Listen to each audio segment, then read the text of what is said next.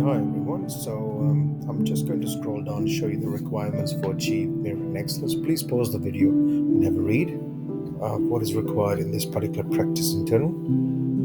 So that was your Achieve bit, and your Merit bit is like that, and your Excellence is that. Now, these are some indications, okay?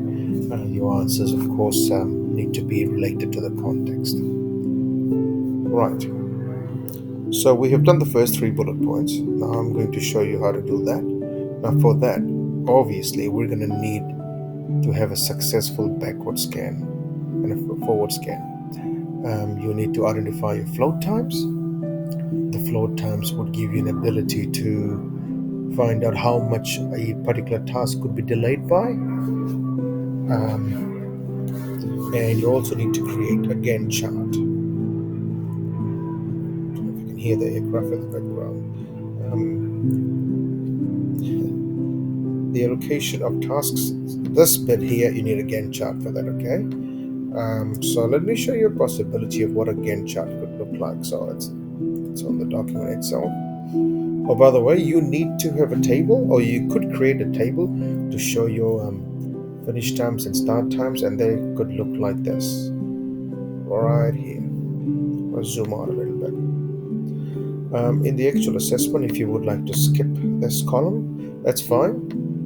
You don't need to highlight anything. I just did it to explain to some of my other students that those are the critical events or the tasks. You cannot delay any one of them, because a delay in any one would delay the whole tasks, a whole completion time.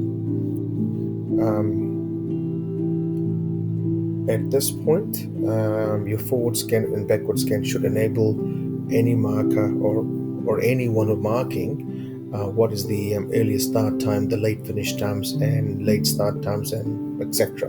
of an activity. So make sure your network diagram is clearly labeled, it's legible, don't make it too tiny, make it nice and big and quite readable, if I can say that.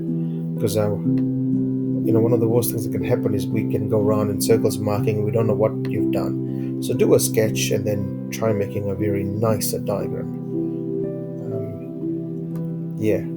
So doing a table like this would help, and please ensure you write down a context, not just produce a table and say here it is.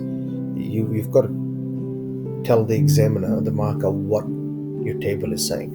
If you would like to include, for example, early start, early finish, late start, late finish, I would do that if I were you.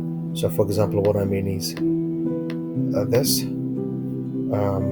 Change my layout.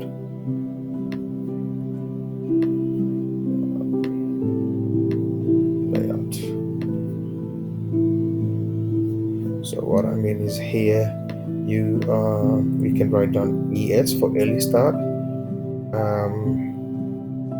EF early finish, LS late start, and LF late finish. Don't just write this down. Make sure you explain in brackets what it stands for, and I would actually put the numbers here, and so on. Okay, so take my advice. If you would like to do a table like this, that'll be pretty awesome, because then you're interpreting the early start or the start times and finish times of each task as well. Now moving on, you will need to know your float times, of course, to create a Gantt chart. The requirement of the assessment says find the minimum number of team members, and I've got a possible Gantt chart here which says 4 team members. This is equivalent to saying project managers. I might continue this on the next video, so I will finish this, and I'll see you in the next video.